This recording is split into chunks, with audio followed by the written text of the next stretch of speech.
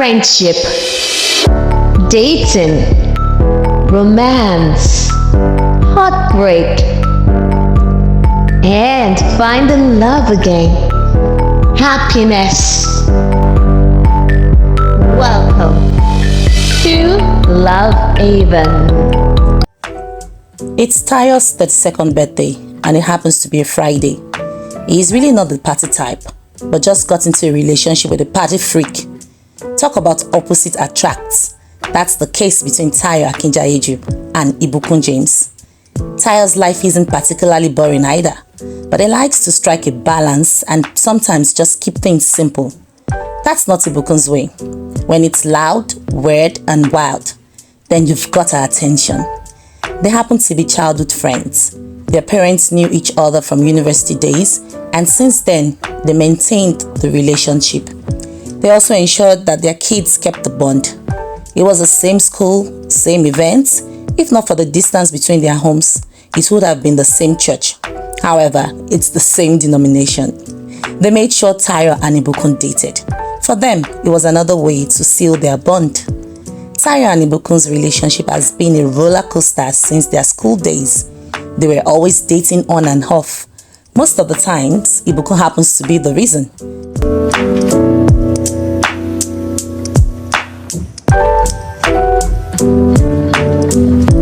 When she's out partying, wild or for an event, she sometimes meets someone wild like her. They get involved and eventually things don't work out. Then she ends up crying to Tayo. The family intervenes and they are back again. They continued this way until 4 years after school, they decide to get serious. For 2 years now, they haven't had any major fallouts. He is surprised Ibukun is not here by now and also has not sent him any messages. His mom and dad had called earlier to wish him happy birthday. Same with Ibukun's parents. His two siblings, Fumi and Sheyi, they also reached out from the States to wish him well. Ibukun, on the other hand, is the only child of her parents. Tayo works with an IT firm and he happens to be one of their senior managers there. His rapid rise through the ranks has been partly based on his father's influence and his intelligence. He and Ibukun got the best education abroad. They are both from wealthy homes. He walks into his kitchen, brews his coffee, and heads out for work. Yosola Adebanjo likes Tayo. They are colleagues. But Tayo does not see her that way, even though he acknowledges that she's pretty, level-headed and intelligent. She has tried so hard to get to him in so many subtle ways, and Tayo is aware. They even had a discussion on it and he had told her that if he wasn't engaged, he probably would have dated her. Unfortunately, that isn't the situation. Plus, he is trying to avoid workplace drama as well. Eventually, they both eased into a good working relationship. As Tayo walks into his office and settles at his desk, he hears a knock on his door. Yes, come in please. Birthday boy, how are you? Hey, Yosola, I'm fine. Here, I hope you like it. She passed a gift to him. Oh, Yosola, you didn't have to. Why won't I? My office buddy is a year older. Oh, thanks. I really appreciate this. Alright, birthday boy, what's the plan for today? He smiles. You know me, Yosola. I'm really not into that. Agreed, but Ibukun that I know won't let this day slide. Yeah, speaking of Ibukun, she still hasn't called me today. It's weird. I hope she's okay. Well, maybe she's planning a surprise. Ibukun, she doesn't have that kind of chill. They both laugh. I thought to drop this before the meeting. She looks at the time while speaking and continues, which happens to be in 5 minutes. I need to put some documents together. I gotta go, guy. I'll see you later. Thanks again, Yosola. I really appreciate this. Anytime. As she steps out, Tayo knows if things truly were different, Yosola won't have been a bad idea for a girlfriend. He tidies up his desk, picks up his system and some files, then he heads out to the boardroom. It was a hectic day for Tayo and before he knew it, it was past 3. Still, his girlfriend hasn't called. He's gotten numerous calls from his friends and he's beginning to wonder if she's fine. He checks her status because if you need any information on Ibukun, just go there. He sees she's posted some of her pictures in her clothing business. She's a fashion consultant. She has her own fashion line and she designs clothes for high-profile people. Some of her designs go on display internationally. Actually, in her business world, she isn't doing badly at all. This is one thing she does very well, and this makes Tayo really proud of her. His phone rings. It's Banjo Olayinka, his best friend. Hey, Banjo, my man. Oh, thanks, man, thanks. Yeah, amen. Thanks, bro, I appreciate. Yeah, I'm still at work. Oh, wow, that's wonderful. Thanks, guys. Alright, send me the details, I'll be there. Okay, bro, cheers. His best friend Banjo just called to inform him of a drink out with the boys tonight to celebrate his birthday. They will meet for 7 p.m. He has to be fast about his outstanding for the day, otherwise he won't be making it to them in time. Tayo is running late. He was supposed to be at the club by 7 p.m. Right now, it's 7:45 p.m. and he still has about 20 minutes more to go. He decides to call Ibukun once more. This is really strange. The only time Ibukun acts like this is when she wants to break up with him. If that's the plan, then he's done. He's tired of the back and forth with Ibukun. 15 minutes past 8, he was at the club trying to locate his friends. He saw Banjo close to the entrance. Hey, birthday man, what's up?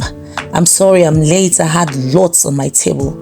Nah, it's okay, man. We have a reservation. Oh, wow. Thanks, guys. I really appreciate this. It was led to an inner room. As soon as he opens the door, he hears, surprise! His friends came through for him. It made him feel loved and special. But Ibukun has still not reached out. He decides to focus on the present and enjoy his time with the boys. He sees some of Ibukun's friends, but he's really not that close to them. Ibukun's best friend and partner in crime is Laura, and she is not in sight. Definitely, this babe is about to fuck him up again, and he's just done with the drama. Hey man, happy birthday, says Tomiwa, one of his friends. A few other guys came around to say hello. They start to drink, chat, and dance. He plans to have fun. Then the music became very low, and we could hear a female voice over the microphone. The voice sounds familiar. The first time our hearts connected, I knew I could love you easily. You made it that easy. You find love in the simple things, never requiring much. You taught me how to love with everything. And tonight, I want to show you how deep my love is for you. Temitayo Akinjaiju. Then music starts playing in the background. It's the familiar Motivation by Kelly. And this lady comes out wearing a very lovely robe that is way too dramatic with a mask. Tayo tries making out who the person is.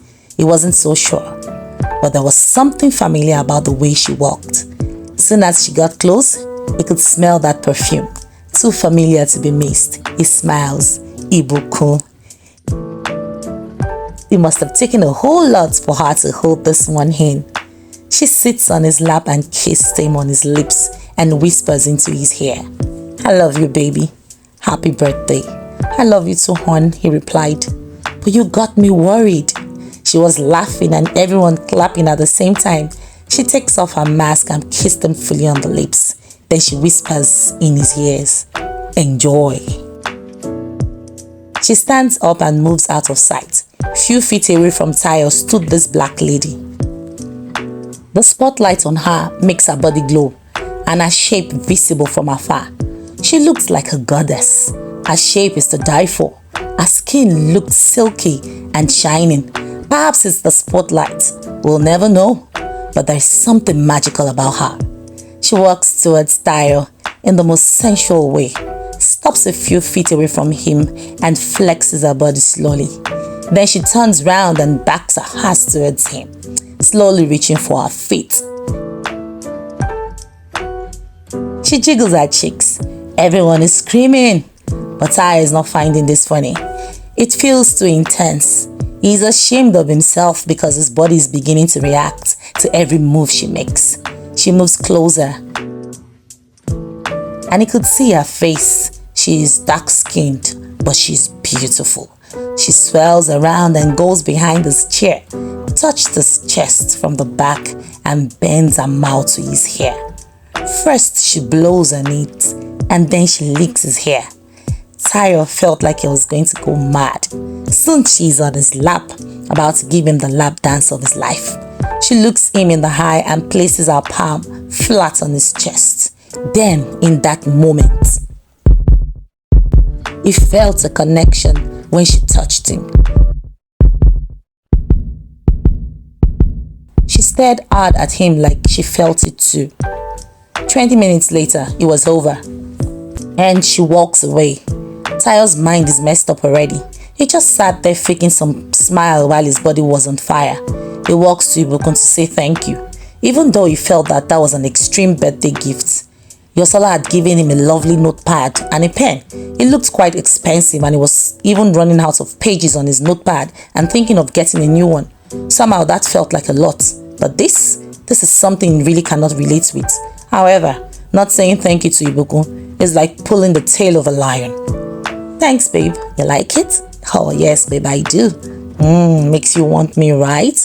Tayo smiles and says, next time, bring her home so I can get to work on you. Ibukun smiles. She feels fulfilled. She had been planning for a long time to make it really special for him, and she could see it in his eyes that he loved every bit of it. The rest of the day went well. They had finger foods, alcohol, music. Everyone had fun. He was very tired by the time he got home with Ibukun, but not too tired to unleash all the sexual tension she built in him with the stripper from tonight.